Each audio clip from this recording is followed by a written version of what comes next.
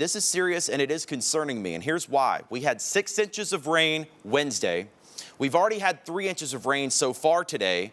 That's already leading to flooding, and we have at least 3 or 4 more to go today. And so that is a concerning situation. Creeks, streams, they're going to be rising, especially in those areas in the neighborhoods that are along those creeks and streams. We have reports already of some neighborhoods that are already seeing some water.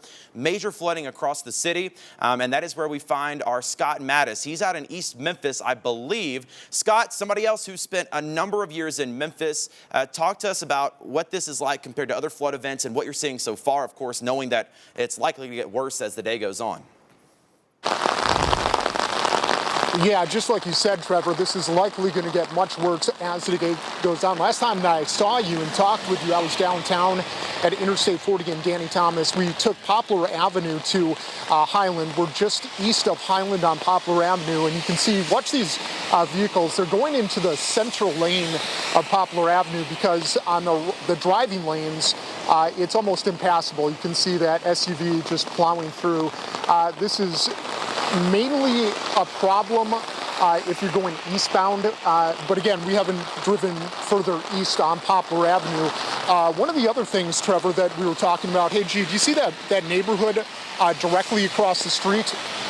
That is covered in water. That is not the road, though it might look like it. That neighborhood is, the street rather, is underwater, and parts of the front yards of some of those homes just past the tree line on your left-hand side is also underwater. Here's a good indicator. Do you see that sign, that white sign directly across the street, and then that what looks like some kind of a large possible oak tree?